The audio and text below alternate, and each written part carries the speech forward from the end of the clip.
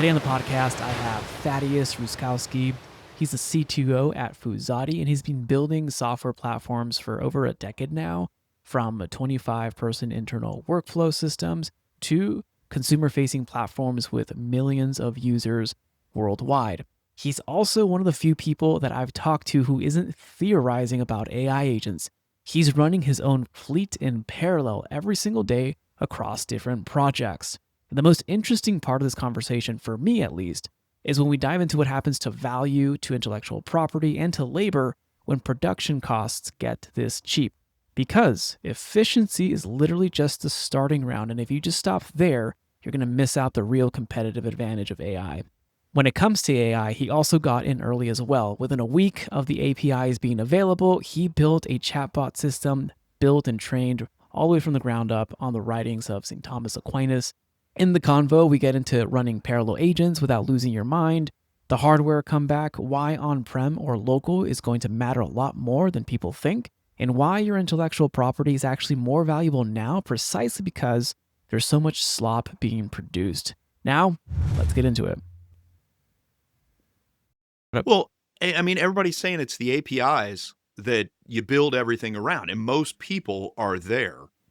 But I would make the argument that no, we got to get local on it for security purposes, for just being able to retain my information. There is, it used to be that you had to percolate over things. There was a lot of work before you could share what you were talking about or what you were thinking about. Now, I don't even have to type. Claude Code just added voice mode by default through my terminal.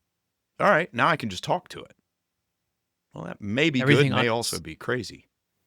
Yeah, well, I appreciate being able to talk to my computer. I speak much faster, and it allows me to really think through what I'm trying to articulate, but I also want it to speak back to me. I think there's a big argument about on-prem or on the cloud, and I personally think that hardware is going to make a huge comeback. Like, I think I posted it last night that I feel like I'm back in 2008 or 2007. I'm looking at folders in my file system. I'm opening up local drives. I am looking at upgrading my computer for more RAM. Like in the past, I didn't care about RAM because it was all in cloud. I just needed a fast processor to hit Chrome.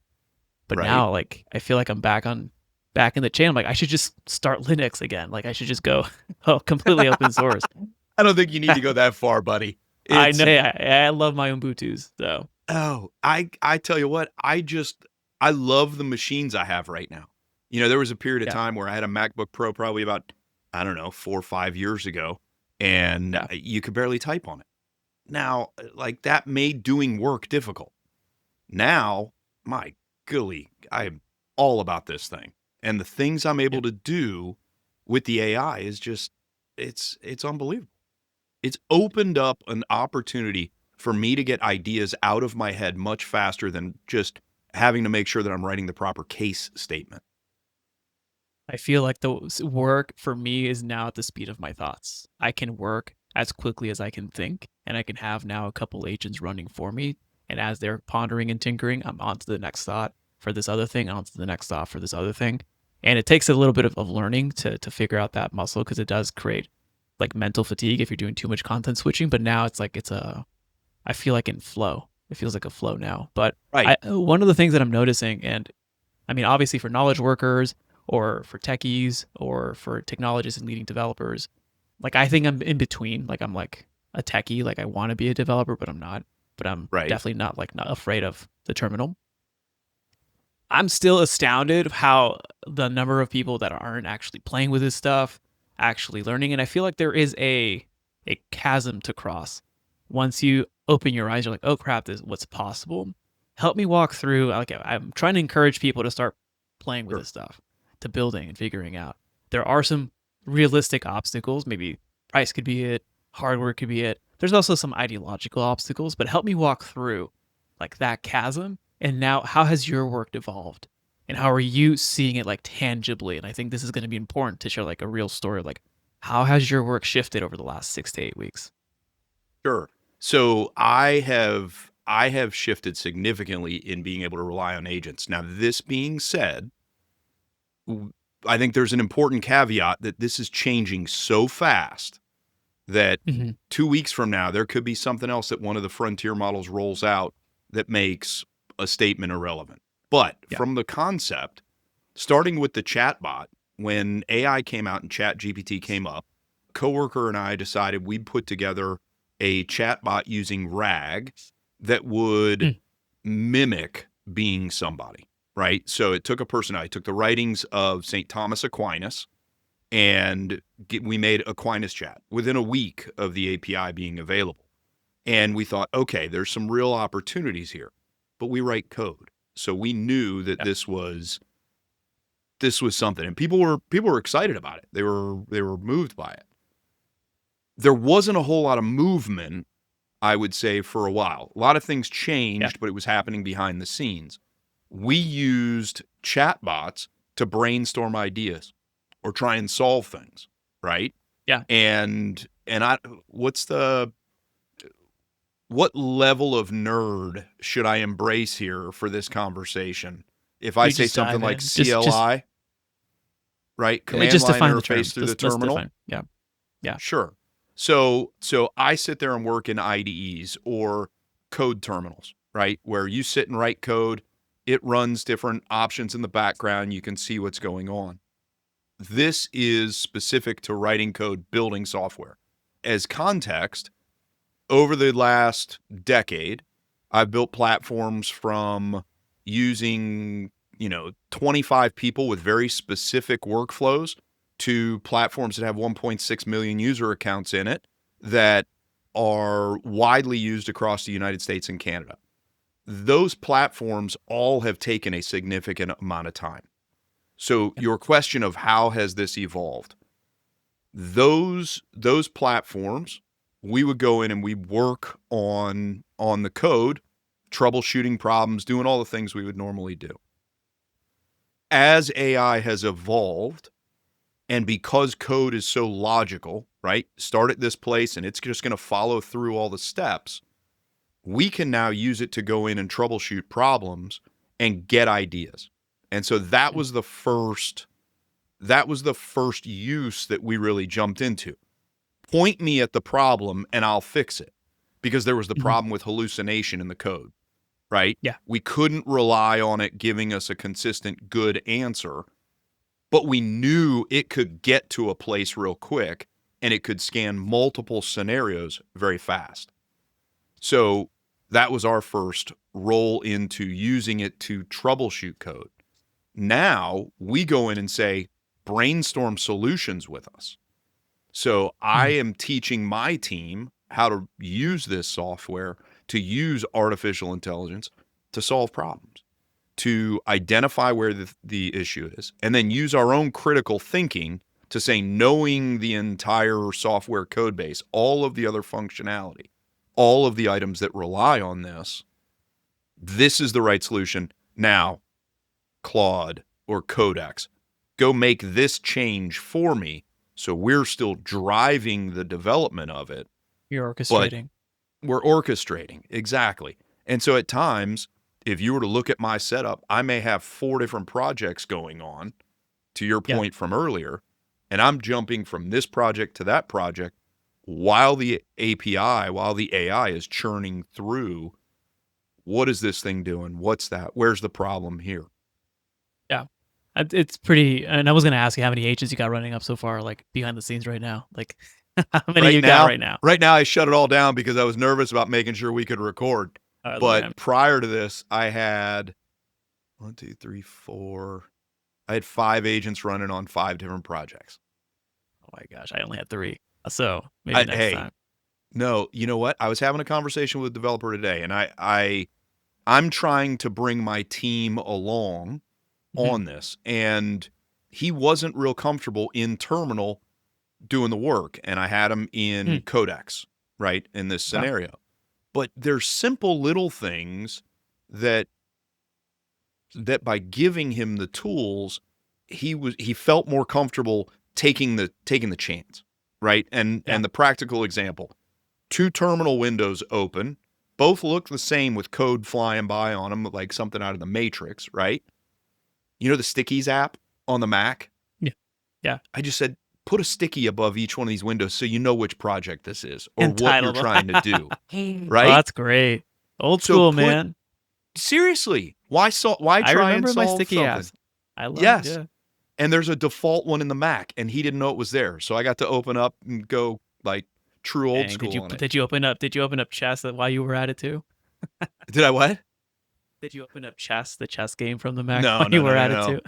No, because I'd have See, this is all anyway. bringing me back to these apps that we were using. Like again, it feels like eons ago. But no, you're completely right. One of the things that I think is interesting to also talk about here is you're not just looking at efficiencies. And I think a Right. lot of people who aren't building, like had a call with a brilliant dude, brilliant guy just before this, smart dude, isn't building. And I'm like, why are you not building? Why are you not actually using this stuff? And you're trying to influence other people around this. You don't even know. Like, you know it's possible, but you haven't actually done it. And it's like, oh, I know about efficiencies. I think efficiencies is like the starting point. That's not even level one. That's like, okay, you're more efficient. And because of your experience actually doing the code by hand, actually reviewing things and knowing the limitations of where I was maybe 18 months ago or 12 months ago with the hallucinations. I mean, it still hallucinates, but you can have guardrails now. Right. We can talk about that in just a second. But even for my line of work is thinking, strategy, thinking, and then just I think in process. So anytime I wrote books because I need to document my process. Sure. So I'm starting to train, and I created skill sets off of that. But now it's following my thinking to a T, where I can go deeper in things that would take me maybe extra days or hours to get to endpoint quicker. But then now I can go deeper and actually think deeply about the scenarios without having to roll up 30, 40, 50 hours to get to that outcome. So I think efficiencies is the first starting point. And I'd like to ask you, like, because you're working with a team, because you're thinking about this from a business model standpoint with Sure. with an agency, how are you looking at human capital and efficiencies? And we'll get to the next level of net Sure. new value, but I think that this is across everyone's mind right now. Yeah, Labor, human capital. there's a huge conversation around this, obviously, right? Because I think those individuals that are not actually building are theorizing over what is this going to do for somebody that's going to do the work, right? Is everybody going to be out of a job? Yeah. And the reality is, and I've had a lot of conversations about this with some really smart people that, to your point, have not actually used it, but are weighing in on what it's going to do. And so with Yeah. my team, I'm trying to bring them along and give these tools, right? And like you, I spend a lot of time thinking about these things. When we got a computer, and Steve Jobs said it's like a bicycle for the mind, right? It Mhm. allows us to do things faster. This is really capitalized on that. And it's not that it's saying, oh, we're putting a motor on the bicycle. It's saying, you know what? We've got a completely different vehicle for getting our ideas and thoughts manifested. Mhm. We don't have to worry, everybody makes it as a comparison to the Gutenberg, right? The press. Mm. Okay, now all of a sudden we've mechanized something and we can do things at scale more so. Mhm. That is on a production level and change things. We look at the Industrial Revolution. That changed things, scaled things, right? The internet came along, scaled things. I can sit in my studio, work on what I'm working on, and immediately make it available to the world. Yeah. With AI, it's not just me with one thought anymore. To your point, it's not just one process anymore. So what are we doing as an agency? We're trying to increase our efficiency, to your point, but what does that look like? That means I'm still solving problems. But if, I've got 4 kids, they're into superheroes. The superheroes have superpowers, right? And so AI allows us to amplify those things that we're doing and create those opportunities to go. So I'm trying to identify what are the strengths in each of my team members and Mm. find the ways that the AI can amplify that, and that Brilliant. changes the dynamic of the team, right? Because somebody that's an analyst that can easily troubleshoot things, now what I can do is I can say, all right, you're going to become my troubleshooting guy, and the context for the project is not as important. It's still important. Let me be clear about that. No, But yeah, but you're leveraging his skill set for that particular key piece, and you're Yes. amplifying that. Yes. And so as an agency, we're able to say, okay, my all-star for troubleshooting things doesn't have to figure out what the project's doing because the AI can scan through the whole thing. We have files in the system or in the Mhm. code base that specifically define these things so that we can be more efficient. And then some of the busy work we're just taking off the table. Yeah. So example of that is we use systems to identify bugs or errors that happen in the code base in real time. Rollbar, Sentry, App Signal, all kinds of different services depending on the project. We're connecting those to an AI that creates pull requests automatically for us that we're then reviewing Mhm. so that we don't have to have my expert troubleshooter spend a So bunch of take time trying to solve something that's a null coalescing piece, right? Just because we didn't account for a null value in a certain scenario, okay, that can be resolved quickly and easily. I like that. You're putting the human at the center too, and I think that is a better explanation of what I was saying when I'm doing some of the work that I do. It helps me go deeper and give superpowers. And to your point, I'm now able to do with other agencies, like obviously not to the same extent because there's other things that they could do, but now Yeah. I'm able to do things that other agencies would charge like 5, 8 grand a month. And now I can do that because I know exactly what needs to happen. Plus, I've seen behind the scenes and built some of those agencies, so Sure. I know what needs to happen, how to execute it, and now I can have the agents help proliferate that, so I can focus on the number one key thing that matters, which is implementation, strategy, relationship, and trust. Yeah. I would ask you this. It's a thought that I've been working through or noodling through in my head that there is the concern I have right now is we hear about slop, right? What is slop? Slop is just AI stuff that people are just cranking out there. Can I And add to that? yeah, please. I like Seth Godin. Slop existed before AI. If you Yes. produce, I mean, people still produce slop before AI. It's a Yes. mirror of your input. So, like, not Right. to be offensive, but like, bro, like, if you're listening to this and your output isn't at the highest quality that you know, if you used AI or didn't, you're producing slop. Just now, like, I think you mentioned this earlier. If you want to be lazy, AI is just going to make you more lazier. Right.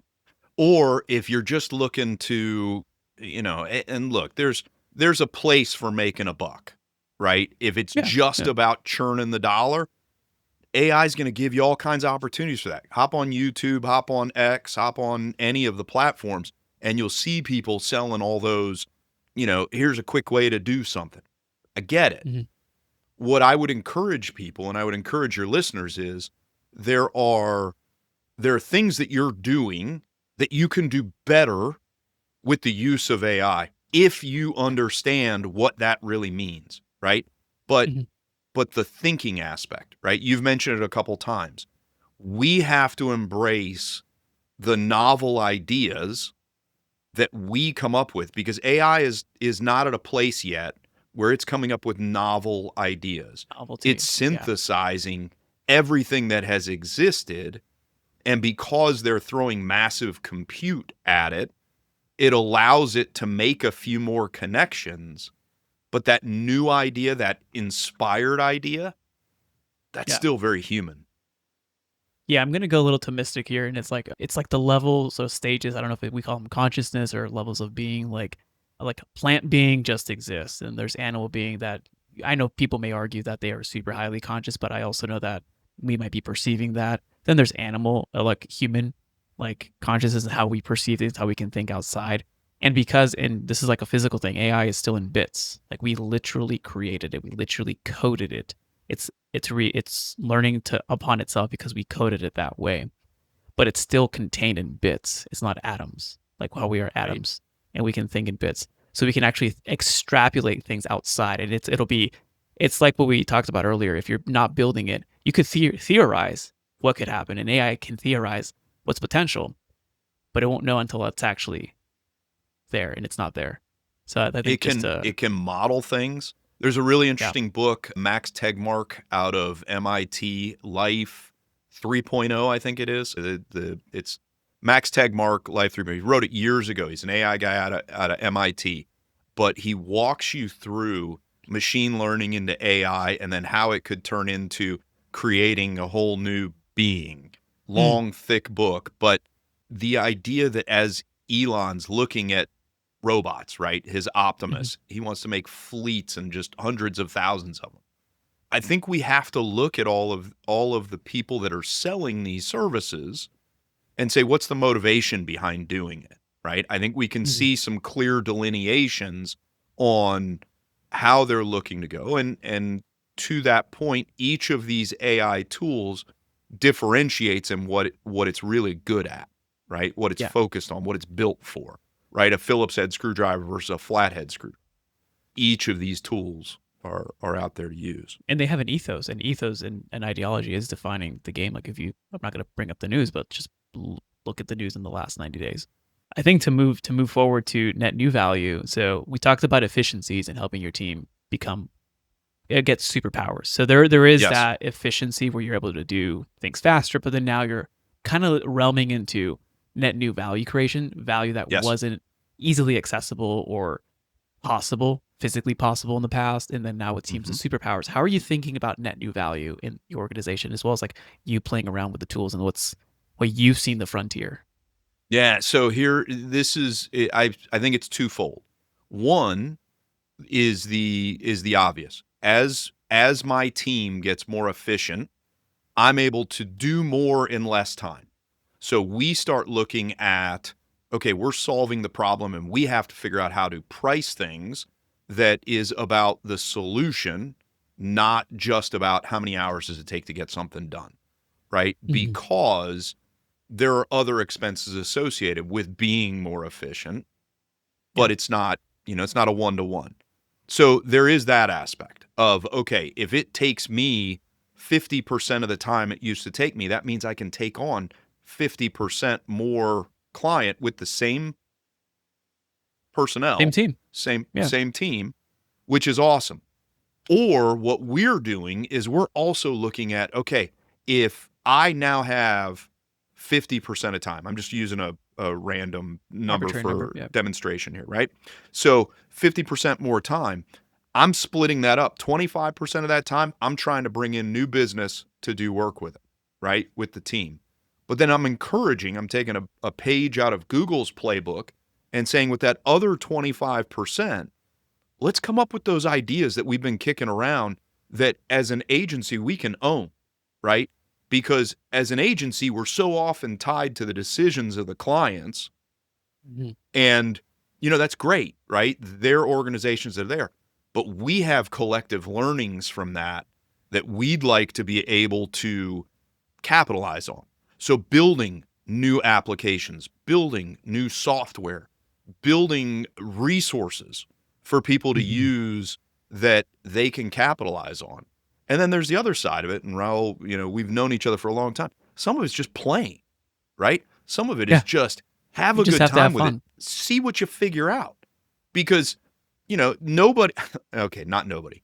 Many people that get into working with computers and doing this line of work that I do it because there was just a lot of fun doing it. And you know Mhm. what? We can create opportunities and have that fun. And so to be able to build something new, right? To be able to create something. I think we all feel the desire to create something new, to make something, whether that's intellectual, whether that is, a chair or a house or what that is. We have created this palette with the internet. It's a whole nother place to build. And AI allows us to do that until, or it's limited to the internet or limited to computer until we then apply it into robots and Roombas Physical and space. yeah. Yeah. Physical space. No, and I like that call to play, and I think that's more important now. And again, I think we're going back to roots. Just I know that some people buy the computer and they're like, okay, how can I get this thing to print money for me? And like I get it, like I get that, but I've been there, trust me. But I think the key thing now is like, okay, what is the net new thing that you can do and create? And I think through that fun, through that just exploration, you're like, oh wow, here's what's possible. Oh, let me solve this other problem. which gets to what we were talking here, and really the major point that I want to discuss, because you're talking about creating new software, creating new apps, working with people to create what wasn't there before, and selling it in either licensing or another way or orchestration layer. One of the key things that I've been thinking about, and I think you've been jamming about this offline, is on decoupling value or labor from productivity, to decouple that. And I think this is a new idea that we're just going to be, this isn't new in terms of like you can create an asset and that asset sells itself.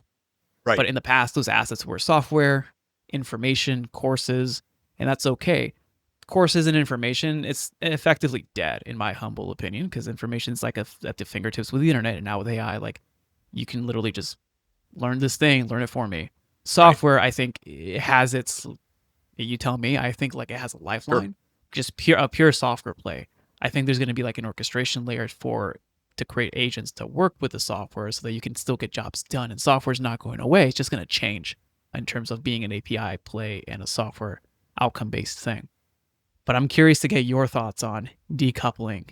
Like, how can we, through play, through net new value creation, focus on decoupling our labor from net productivity or productivity gains of the marketplace, aka value creation, and monetary reward of that value creation? How are you thinking about this in this new? Hopefully, I'm framing it correctly. I think you're framing your question exactly as you need to frame it. And there are a lot of thoughts that I have to it. One, right, when we look at the way that we have valued anything, oftentimes it's related to the effort associated historically, right? You pay a plumber to come in and fix it. You're paying them for the time that it's going to take them to fix it. And if somebody else can do it in less time or a less hourly rate, you're likely going to go with them, right? Yeah. Software, massive valuations that are out there, but those still relied on the effort associated with building, solving those problems, doing all that work. It was just, there were massive fleets of people that would build those things out. So now I can sit down in my studio and I can have a whole team. And so there's a perception shift, right? But there's also a revaluation. And this is what I think you're going to, in decoupling an hourly rate from what I'm going to charge somebody to do. And or even just that, even going further, not just from hourly rate, but I'm going to do this thing for someone else. Decoupling that, where you create an asset and that asset does the thing for someone else. And all your focus is on improving the quality of that asset, either an agent or a fleet of agents or orchestration. Like, I think that's the next level before, because decoupling money from hours is the first step. On that just a little bit from the standpoint of we've always had that, right? Because you go to, when you used to go to, say, Barnes and Noble, and you'd pay them for a book, right? Yeah. I'm not paying you for the effort that went in the book. I'm paying for that book, right? I'm paying for that outcome. So I don't think it's as far. I think the rub that we're all having to face right now is that it's not tangible necessarily, right? That the service that the agents are creating, or that I'm creating through the agents, or the software that I'm creating, is not tangible. And so the value shift has to change. And so leaning into the definition of the value proposition is where it is. I think we step away from how it's produced. You and I are locked in. How do I produce this? How do I get more efficient? How do I distribute my thoughts, ideas, the software, everything else? Distribute those out so that as many people can benefit from that as possible. And we look to have the money to be able to pay for kids to go to school and all the stuff, right?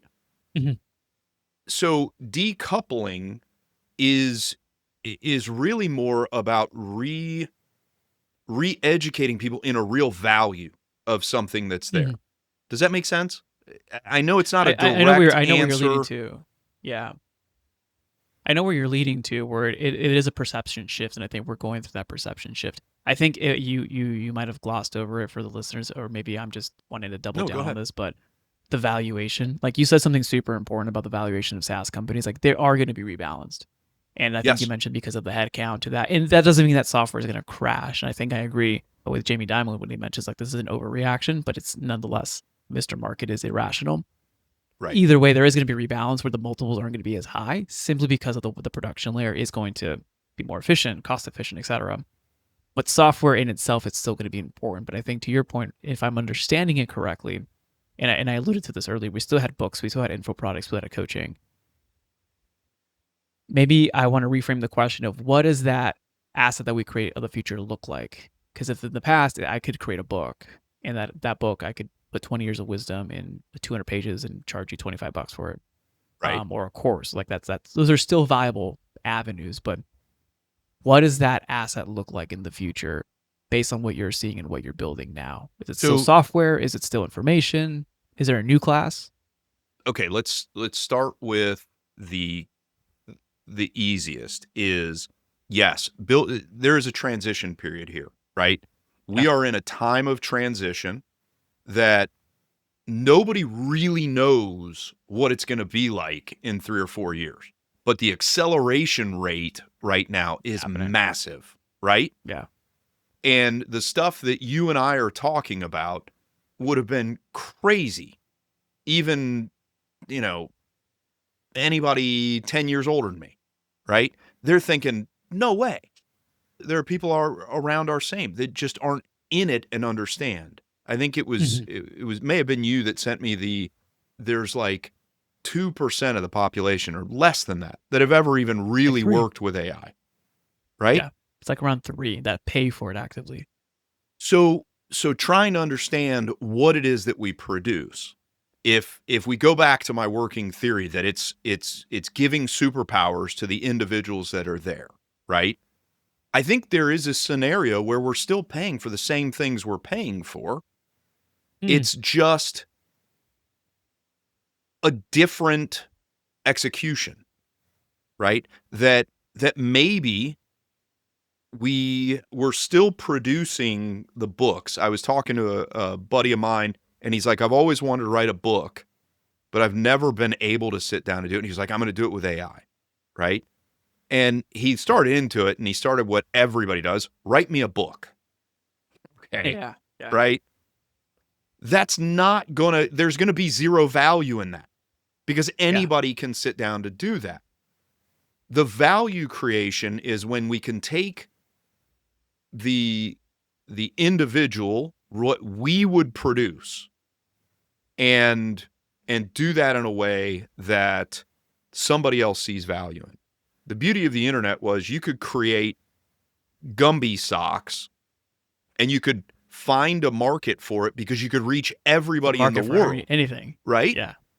So what we're able to do is we're able to launch even more out there.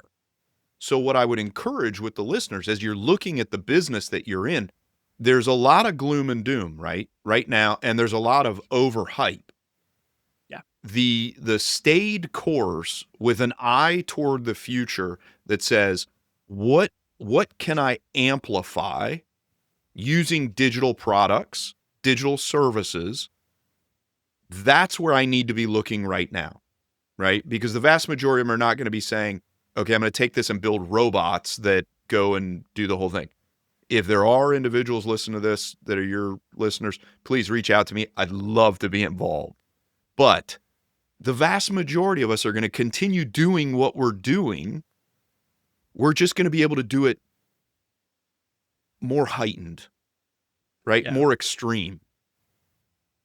Does I'm gonna take I that. don't I'm gonna take think that as I'm a really framework. answering. I don't think I'm really answering the question because I would love to Well, say, I also gave you like a really hard. I gave you a really hard question, which is an essay that I have to like tinker on. Is like, what is the form factor of the new digital services and digital products? And maybe my answer is no. Maybe there is no new form factor. It's just like what you were saying, the same things that already existed because they were the categories that always existed, just in an amplified way. But I'm gonna noodle on that, and that might be a separate article for because there discussion. are three scenarios here, right? Three scenarios. The first one is what I just said. Okay, we're going to go out and we're going to essentially do what we're doing, but we're going to be able to do it better. People are going to have more time to be able to do the things they've wanted to do and take chances, play on things, put stuff out there. It's just we're using different tools, we're using different items to solve.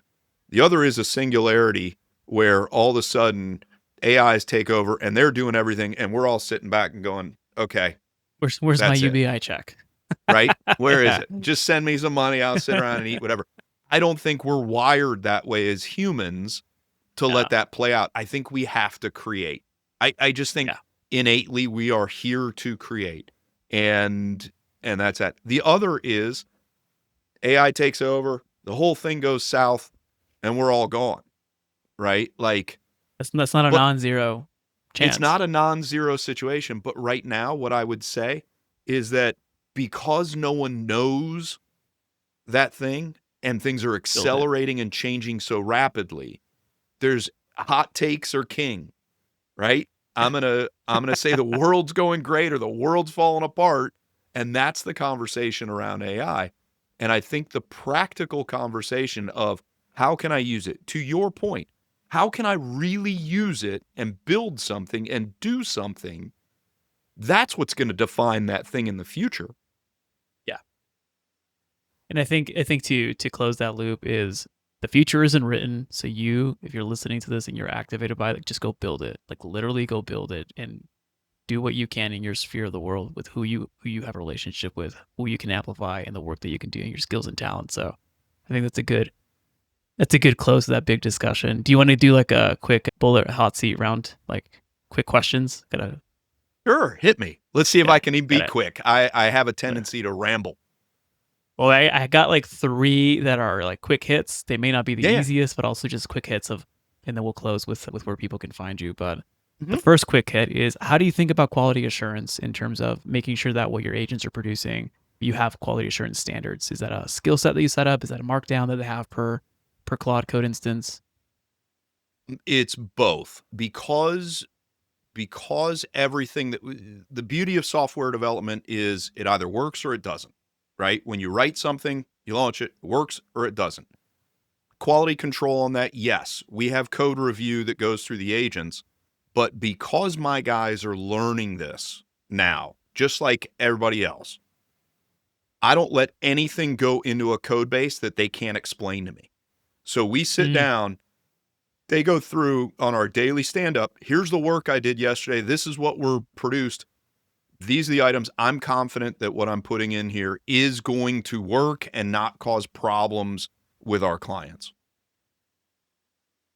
like it, yeah. And it for my on my end, I make it a skill set that is mandatory. It is a pretty cumbersome QA protocol, but I run it every time, and no matter what we're Yeah. doing. Next one, how do you think about IP? Is IP important? How do you protect IP? Maybe we don't know that answer fully yet, but is IP important today, and will it continue to be important in the future, or is differentiation more important than IP?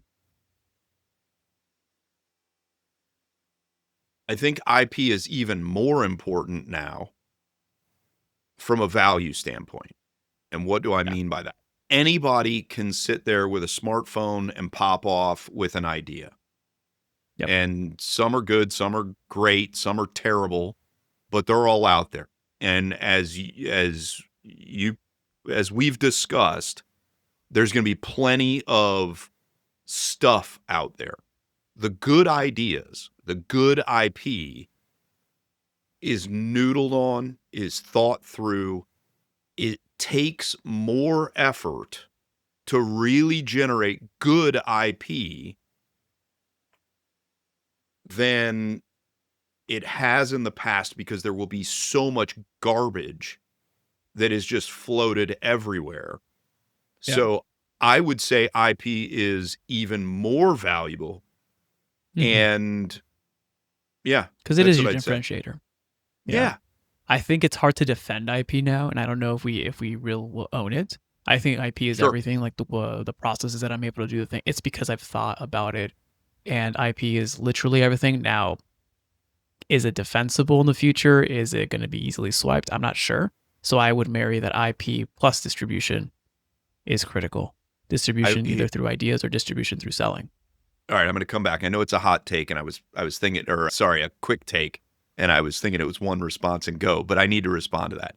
I think there's a scenario where we're going to see movement back to on-prem with Yes. processing so that we can come up with the ideas, own the IP in-house, and just distribute the pieces that we want out there.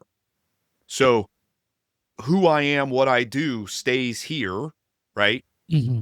And on your phone eventually. Whether it's the phone, but I'd go further and say we'll see the client. You know, Apple just released the MacBook Neo, and it's a $600 laptop for kids. But there's this idea of thick clients and thin clients and supercomputers that are out there. Right now, one could make a real analogy that we're all working on these supercomputers, and you can use an iPad, an iPhone, or whatever, using the chat box, creating and generating anything. Oh, so that's your I home th- HQ, and then these are like the peripheral devices, the child right. devices. I And was going to so ask, that was the next question, is how do we think about hardware?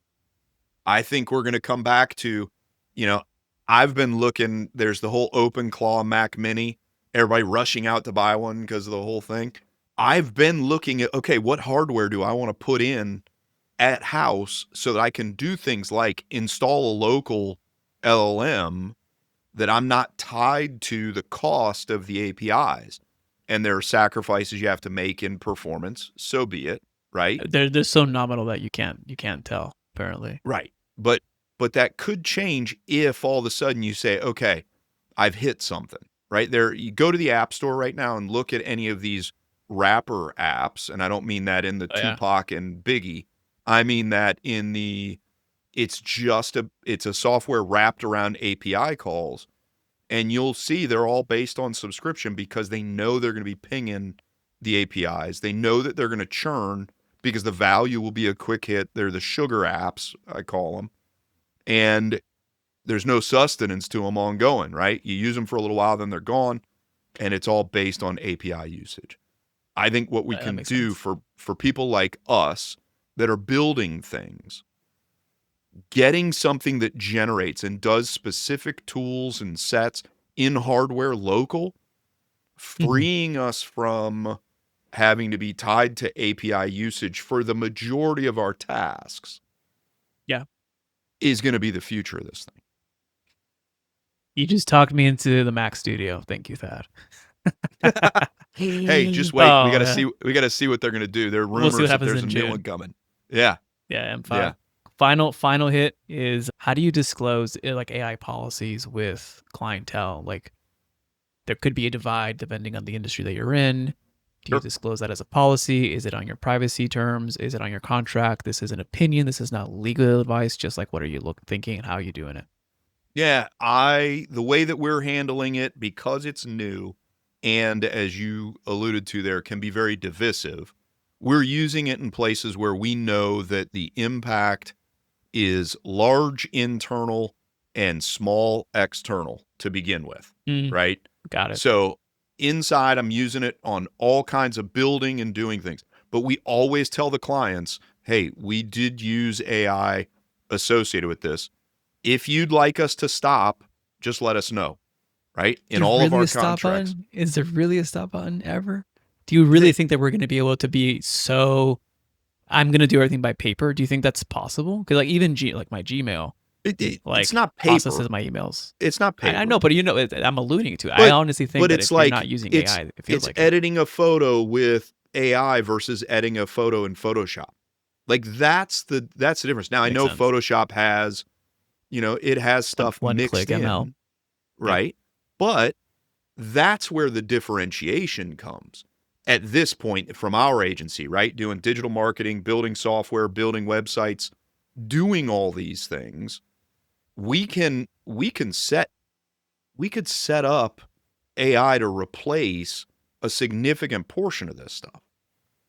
The problem with that is there are tastemakers, there are quality review, there are those elements that have to be in place that really provide the value, the human value of the situation. So getting back to your question, we are optimistic in what the abilities that it gives us to do, but at no point would we look at something and say, you know what, they want us to make an image, so we just go to ChatGPT, make me an image of this, and then just let it spit it out and use it, right? Yeah, We're but the still quality. involved in it. Yeah. Because people aren't, and I think bring it full circle here, because people aren't playing in these things and coming up with, seeing what it can do and what it can't do, there is the conversation of it's just going to take everything over. Yeah, It's but going to they take don't over even a understand. ton, right? Yeah. But there's some incentives for people to stand up and say, we're going to take over the world with this technology, invest more in our company, right? Yeah. So Yeah. So there's different narratives out there. And I think to answer with that is because the term is so ubiquitous and it's out there, when you say AI, when I say AI, when my AI PhD friend says AI, and the dude off the street says we're talking about different things. yeah, We're all talking about it. So I think that's one of the key things of education. Well, Thad, where can people, one, thank you for being on, and two, reach out to you? Like what socials do you actually hang out in? I don't actually hang out in a lot of socials, And people, yeah, what's but the best place? email me, Thaddius@Fuzati.com. That's a great one. I am on LinkedIn, Thaddius Ruszkowski. I don't know how that shows up on LinkedIn, but you can send me a message. Just know I'm not in there every day. And yeah, reach out by email. Go to Fuzati.com, Fuzati.com, and you'll see me. You'll see me and my team there. There you go, Thad. Thanks for being on, man. You got it, man. It's always great talking with you. Thank you for listening to the podcast. If you'd like to get more of these podcasts, please go ahead and subscribe to wherever you're watching or listening to the pod. If you have any suggestions or questions that you want me to answer on the pod, or you have a guest that you want me to interview, please go ahead and email me all of your suggestions and questions at podcast@dogoodwork.io. That's podcast@dogoodwork.io. If you'd like to give me public feedback, you can go on Apple Podcasts, and from there, you can leave up to a 5-star review. I would greatly appreciate that. If you like more free resources where you can get my best strategies to help you increase your company's performance and scale profitably, you can get handpicked articles to propel your growth, and you can get trainings and discussions that I give freely online, as well as low-cost resources such as my books and guides. You can get all of that by going to dogoodwork.io/resources. 90% of all of these resources are not behind any email opt-ins. So you can get instant access by going to dogoodwork.io/resources. Now, if you'd like to accelerate your progress and shorten the gap between information and action and start seeing results in your business, let's work together to increase your company's performance and scale profitably and serve more clients without the overwhelm. You can request a free clarity call to see how we can best support you to reach your goals by going to dogoodwork.io/apply. Again, that's dogoodwork.io/apply. As always, it's an honor to be a small part in your journey. This is Raul Hernandez. Do good work.